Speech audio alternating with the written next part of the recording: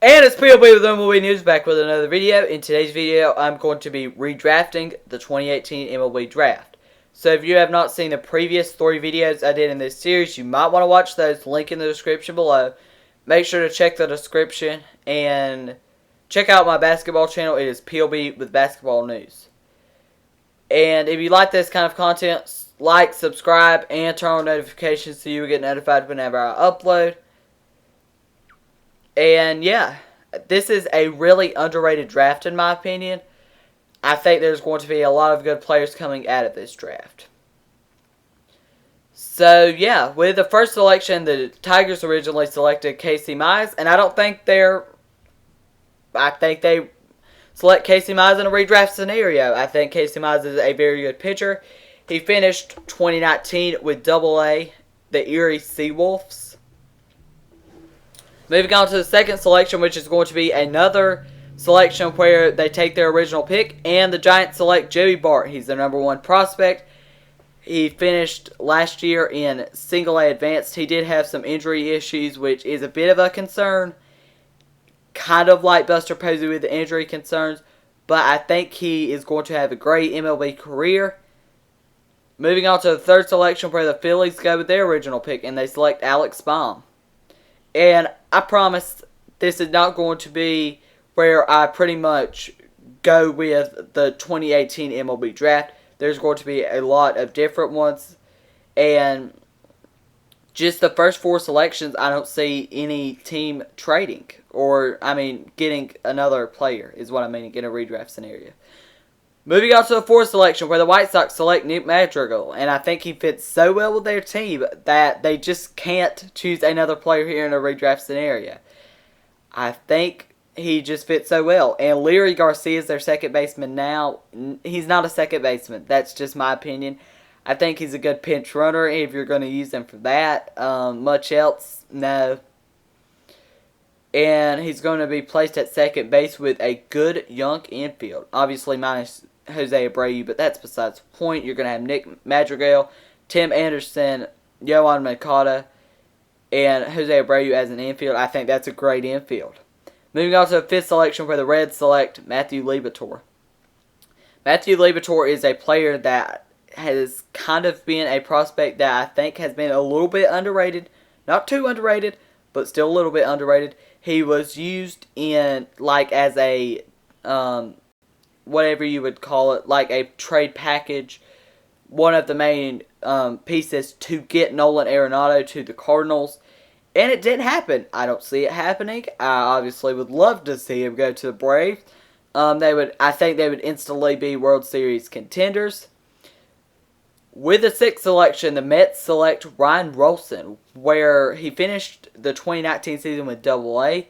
And I think this is a good selection for the New York Mets. And they get a left-handed pitcher, which I think is much needed. He will replace Jason Vargas from last year, which he was terrible for them. And I think this makes for a really good rotation. He's not going to be up in 2020. 2021 is probably when you're going to see him up. I think the Marcus Stroman contract also expires, so it just makes a lot of sense for the Mets to select Ryan Rolson in a redraft scenario. They originally selected Jared Kelenic, who I just don't see them reselecting Jared Kelenic. And he was traded to the Mariners anyways in that terrible Robinson Cano and Edwin Diaz trade for the New York Mets. We move on to the 7th selection, where the Padres select Nico Hoerner. And you may not understand this pick, and until I explain it, you probably won't.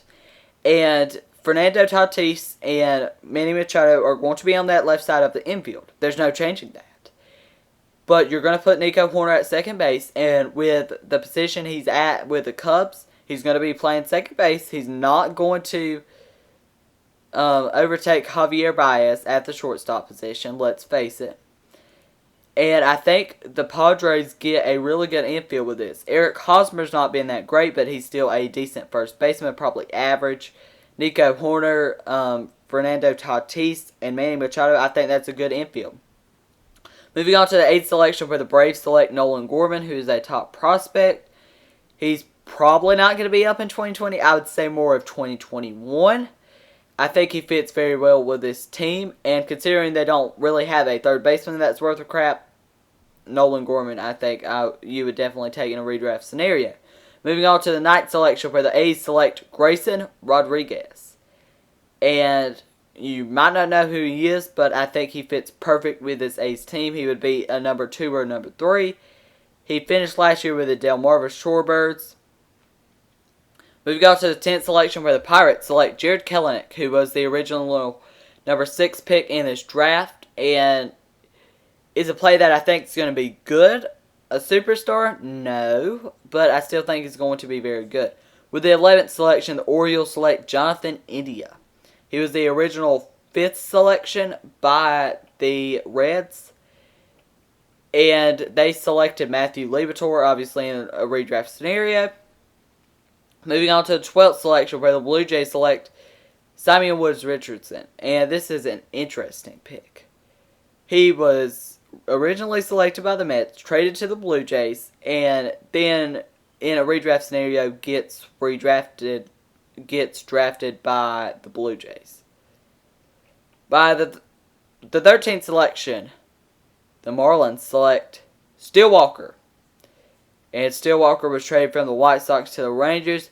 Not a trade that I'm super excited about. I still think Steele Walker is going to be a good player, though. Super underrated prospect, in my opinion. He's number 14 in the Rangers organization. I think he fits very well with this Marlins team. There were a couple other players that I thought the Marlins might have picked here, but I think they select Steele Walker and try to get a good outfield like they had with a Christian Yelich, Marcell Ozuna, Giancarlo Stanton days, and I think they built a good young outfield with Corey Dickerson, Steele Walker, and Brian Anderson in an outfield. I think that's a pretty good outfield. Maybe some of you viewers don't agree, but I think that's a pretty good outfield. With the 14th selection, the Mariners select Logan Gilbert, who I'm pretty sure was their original selection here. Moving on to the 15th selection, where the Rangers select Cole Winn. He was their original selection. I didn't think he had that great of a season with the Crawdads. I only got to see him pitch 1 inning, which he looked pretty good in that 1 inning, I would have to say. And he's top 30 in the Rangers organization. Was like number 1 or number 2 after he got drafted. I think he's going to be a really good player. Now, does he fit in this Rangers rotation? I don't particularly think so. I think they need another left-hander. But I think he's the best player available right now. Moving on to the 16th selection, where the Rays select Grant Levine. Grant Levine was a tourist in 2019 and is a good player. Moving on to the 17th selection, where the Angels select Carter Stewart. And I have them selecting a pitcher in my 2017 one. They selected Kyle Wright. You might want to watch that video. Like I said, a link in the description below.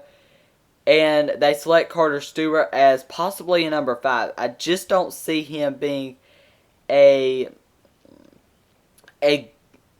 good pitcher in the MLB. I think he's going to be average. He was originally selected with the 8th pick by the Braves. Moving on to the 18th selection, where the Royals select Alex Thomas.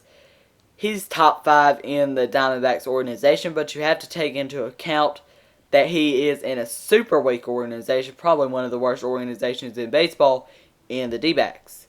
We move on to the 19th selection, where the Cardinals select Brennan Davis. And I think he fits very well with this team because he is a left fielder, and they lost Marcell Ozuna in free agency to the Atlanta Braves, if you did not know. With the 20th selection, the Twins select Tristan Casas, who is a top prospect for the Red Sox. Another not great organization, but still a good player. Moving on to the 21st selection, where the Brewers select Xavier Edwards, who I think is also a top prospect for the Padres. And, that's saying something if he's a top prospect for the Padres, because they have probably the best farm system in the MLB. You might want to argue some other teams. I think they have the best. And the weird thing is they probably are a contender in 2020, which is scary. moving on to the 22nd selection where the Rockies select Trevor Lawrence. And this is a player that I don't remember being selected, but he was. With the 23rd selection, the Yankees select their original pick in Anthony Siegler. And this is a pick that I am not a big fan of. Moving on to the 24th selection where the Cubs select Daniel Lynch. I think he was originally like a Mariners pick or something. I'm not exactly sure. With the 25th selection, the D-backs select Josh Stowers, who hit very well versus the Crawdads in 2019. I'm pretty sure he was originally drafted by the New York Yankees.